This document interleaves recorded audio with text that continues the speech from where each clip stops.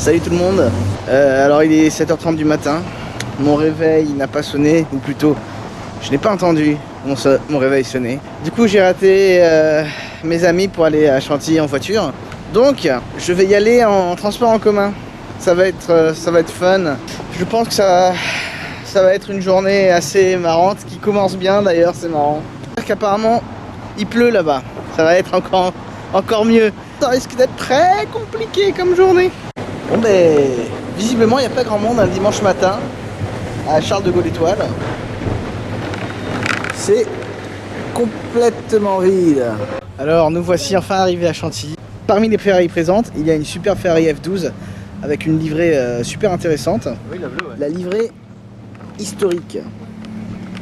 Ou plus connue sous le nom aussi d'ailleurs, livrée écurie Francorchamps. Et non pas écurie Spa Francorchamps.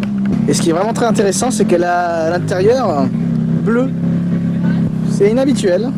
Une autre surprise de taille, Ferrari F12 TDF, qui est passée chez TaylorMade. Comme vous voyez, elle a énormément d'éléments de personnalisation.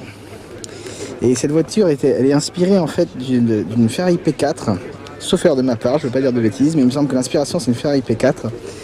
Donc il y a beaucoup d'éléments, comme vous pouvez voir, notamment les jantes dorées, le numéro 24. Alors, un autre détail absolument fascinant sur cette F12 TDF, ce sont les pots d'échappement en céramique. La personnalisation, elle a été poussée à l'extrême, et en un sens, ça montre à quel point le TaylorMade Ferrari prend de l'essor et peut donner de très très beaux résultats quand on en a les bonnes idées. Quelle eau triste.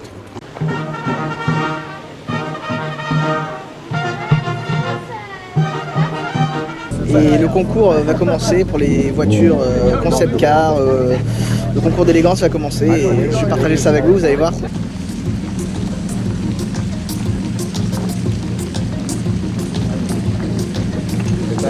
Approchez-vous, concours d'élégance regroupant des concept cars, des voitures uniques. Bonjour Yves. Bonjour. Alors quand on est directeur général d'une marque comme DS et qu'on voit défiler dans ce cadre majestueux du château de Chantilly, le temps de laisser sortir cette DS pour vous permettre de découvrir, regardez, toutes les voitures italiennes des années 60, moteur V12.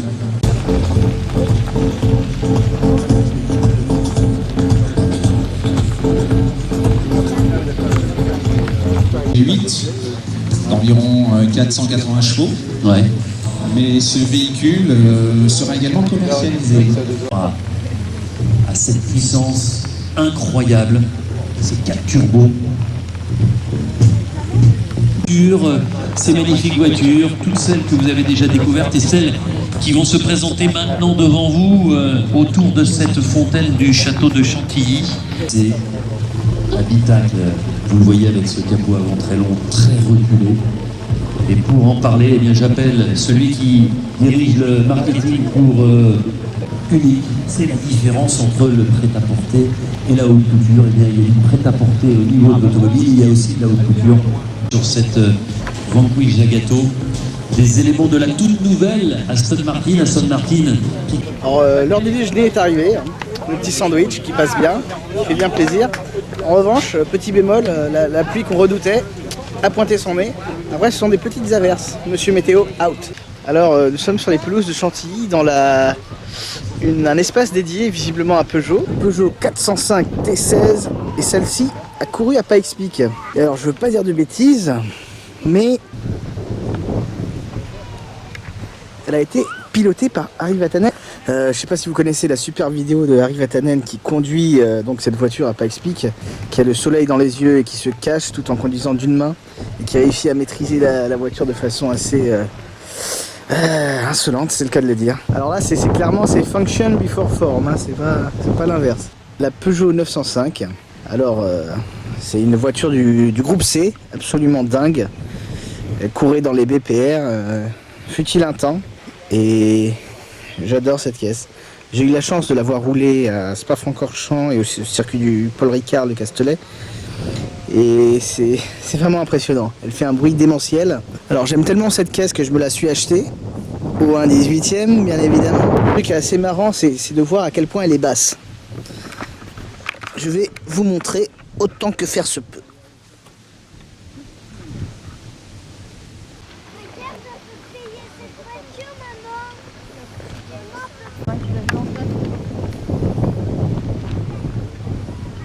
Alors afin de célébrer le cinquantenaire de la Lamborghini Miura, alors ils ont sorti le prototype de la Miura que voici.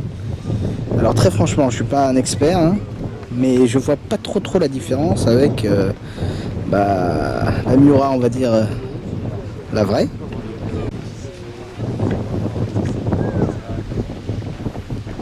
Alors voici le BMW 1000 Miglia Concept, d'une BMW qui a couru au 1000 milles, qui est une des courses les plus connues au monde, évidemment.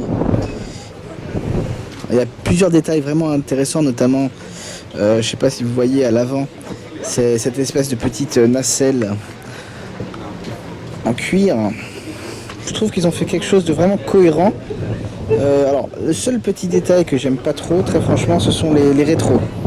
Ils sont trop petits, peut-être mal intégrés, je trouve.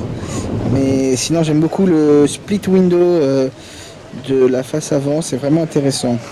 Une de mes parties préférées, c'est l'arrière. Notamment avec, vous voyez, cette ligne horizontale qui scinde, on va dire, la voiture en deux. Alors en fait, c'est la lumière arrière, évidemment.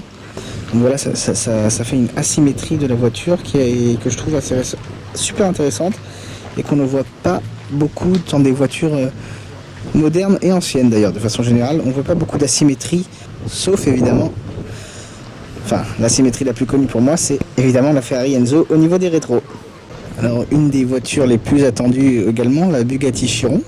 Alors celle-ci est assez intéressante puisque c'est le premier exemplaire livré à un client au monde.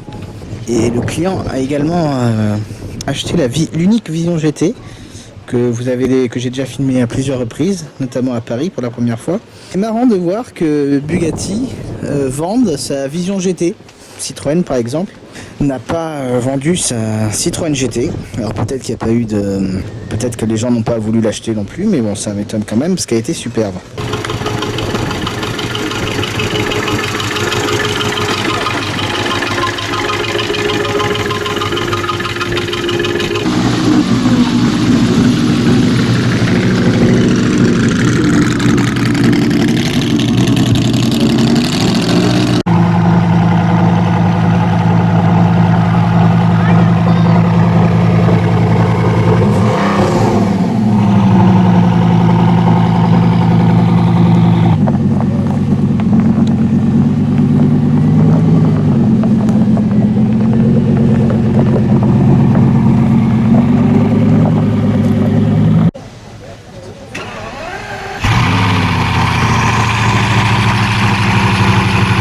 Regardez-moi ce parterre de Veyron Super Sport et vitesse. Veyron Super Sport WRE, World Record Edition pour les intimes.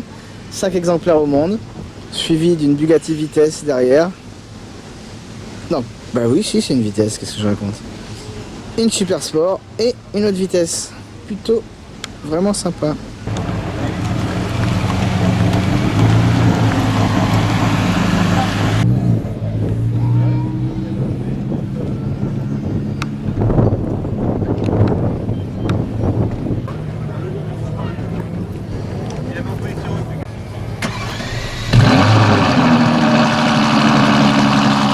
F12 TDF, la Ferrari.